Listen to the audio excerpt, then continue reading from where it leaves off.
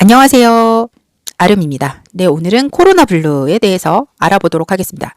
최근에는 코로나 레드 또는 코로나 블랙까지도 되어지고 있는데요. 이 얘기가 무슨 얘기냐면 지난 18일 중앙재난안전대책본부에서 정례 브리핑을 하셨는데 거기서 코로나19가 장기화되면서 코로나 우울이 일상에 침투해 국민의 정신건강에 큰 영향을 미치고 있다라고 얘기를 하고 있습니다.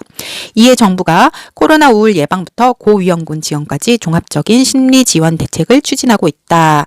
앱과 카카오톡 챗봇을 통해 정신건강 정보와 자가진단을 제공하고 심리상담 핫라인 1577-0199를 운영 중이라고 소개했다라고 얘기하고 있습니다. 블루, 코로나 레드, 코로나 블랙은 또 뭘까요?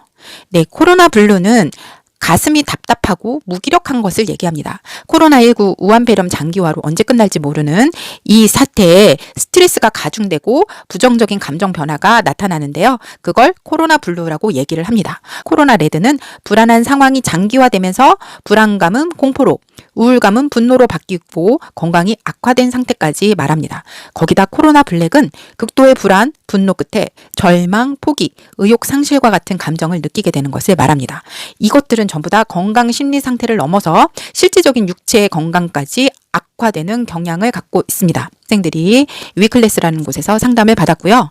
또 직장인들이나 취업 준비생들도 굉장히 많은 스트레스를 느끼고 또 자영업을 하시는 분들 또는 무급 휴직을 하시는 분들, 실직자, 폐업자, 그 다음에 도산 등으로 인해서 일반인들이 느끼는 스트레스가 가중되고 있습니다. 이런 것들을 상담을 하기 위해서 이제 상담소를 찾아가는데요. 또는 요새는 비대면으로 카카오톡이나 챗봇으로 이렇게 검색을 하시면 정신건강을 검색을 하시면 가까운 지자체에 카카오톡이 연결되기도 합니다. 자, 그러면 이렇게 쉽게 갈 수 있는 데도 있지만 진료를 받을 수 있는 정신건강과를 찾아가시는 분도 계시는데요. 정신건강과는 비용이 얼마나 들까요? 네, 많은 분들이 간단하게 생각하지는 않으세요. 왜냐하면 정신건강과를 가면 진료비가 쇼핑하는 것보다 더 비싸다 또는 장래에 이 정신과를 상담받은 것 때문에 불이익을 당할 수 있다라고 생각하시는 분도 계시고 또 보험을 들 때 들어가지 못할 수도 있다라고 생각하시는 분들도 계시는 것 같습니다. 제가 코로나가 터지기 전에 국비에서 운영하는 병원 코디네이터라는 과정을 수료를 했는데요. 그때 같이 있던 클래스 중에 이 정신건강과에 취직을 하신 병원 코디네이터가 계셔서 잠깐 인터뷰를 해보았습니다. 자, 우선 먼저 가지고 있는 궁금증이죠. 정신과의 진료비는 비싸다. 사실은 어떤지 한번 여쭤보았습니다. 정신과 진료비의 진실. 실제로 이것은 의료보험으로 처리가 되는 경우가 대부분이기 때문에 실제 진료를 받으시고 진료비를 내시는 것은 일반 내과와 별반 차이가 없다고 합니다. 10,000원에서 20,000원 내외인데요. 재진을 하면 그것보다 더 싸고요. 그 다음에 정신과 진료를 받았다고 해서 나중에 불이익을 당할지 모른다고 생각하시기 때문에 의료보험 혜택을 받지 않고 진료비 전부를 자가부담하시는 분도 계시는데요. 그분들 경우는 50,000원 이상이라고 생각하시면 되겠습니다. 상담 때문에 시간에 비례해서 돈을 더 추가로 내야 되는 경우도 있기도 합니다. 또 중요한 건 평일에 진료를 받지 않고 토요일, 야간 또는 휴일 진료를 받는 것은 요금이 할증된다고 하네요. 그리고 처방받는 약은 거의 대부분이 의료보험이 적용이 되어서 일주일 치료 받았을 때는 8,000원에서 10,000원 사이라고 합니다. 자, 정신과는 비싸다는 편견은 왜 생겼을까요? 정신과가 비싸다는 편견은 어디에서 나온 거냐면 의사의 진료 비용보다 거기에 따른 심리 검사 비용이 더 많기 때문이라고 합니다. 뭐 간단한 검사는 40,000원에서 50,000원 정도 하기도 하고요. 또 아주 간단한 검사, 지금 나의 심리 상태 뭐 이런 것들은 컴퓨터에서도 간단하게 어플을 다운받아서 간단하게 하는 경우도 있지만요. 그것은 거의 대부분 하지 않고요. 더 정밀한 검사를 받으려면 보통 200,000원에서 300,000원을 훌쩍 넘겨버린 전문 검사 로 넘어간다고 합니다. 이 전문 검사는 조항에 따라서는 3분에서 5분 정도의 검사를 한다고 하는데요. 의사의 지시로 이것저것 포함을 하게 되면 더 많아진다고 합니다. 네, 그리고 의사의 처방의 약보다 행정교정 또는 심리상담 등의 처방이 들어가게 된다고 하는데요. 이건 별도로 심리상담소에서 50분에 100,000원 이상의 고정비를 내면서 일주일에 1번 또는 2번 이상의 상담을 한다고 합니다. 여기서 이미 너무나 비싸지고 있습니다. 이 경우에는 솔직히 쇼핑이 더 싸게 된다라는 말도 있기 있기도 하겠습니다. 그리고 그 코디네이터의 얘기로는 중요한 것은 의사와의 상담 시간이 매우 중요하다라고 얘기하고 있었습니다.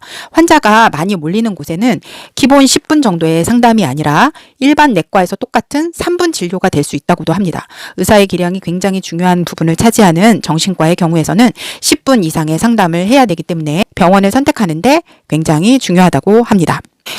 이런 경우도 있다고 하네요. 제외 국민들이 수소문을 해서 한국의 어느 정신과 의사가 좋다더라라고 하면 방학이나 휴가를 이용해서 한국으로 치료를 받으러 오는 경우도 허다하다고 합니다.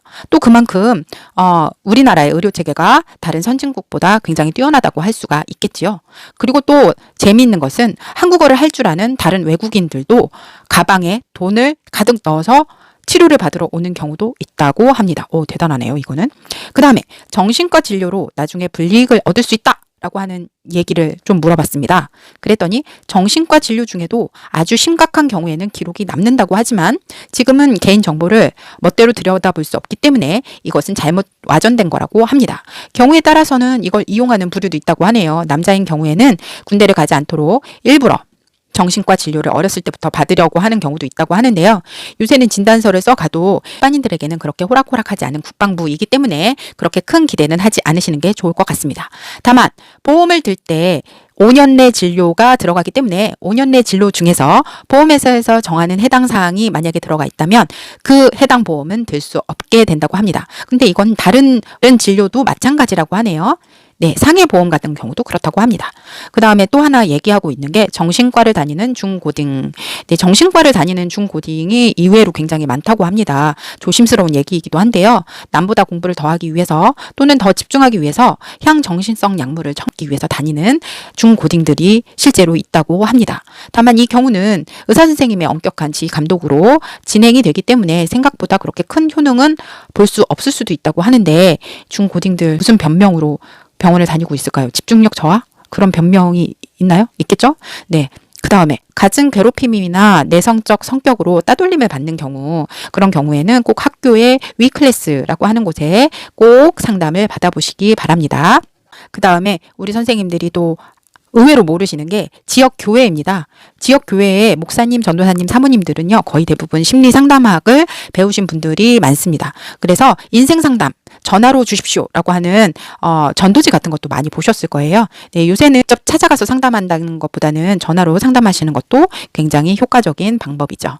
네. 요새는 정부나 지자체에서 하는 것도 굉장히 많이 있어서 간단하게 검색하시고 간단하게 자기의 마음을 얘기할 수 있는 상담 창구를 꼭 찾아보시기 바랍니다. 정부에서도 지자체들도 이 심각성을 느끼고 여러 서포트를 준비하는 것 같아서 참 다행입니다. 코로나 블루, 코로나 레드, 코로나 블랙 전부 다 이길 수 있습니다. 가족과 함께라면, 친구와 함께라면, 이웃과 함께라면 우리 반드시 이길 수 있습니다. 오늘은 여기까지였습니다. 힘내주세요. 감사합니다. 아름이었습니다.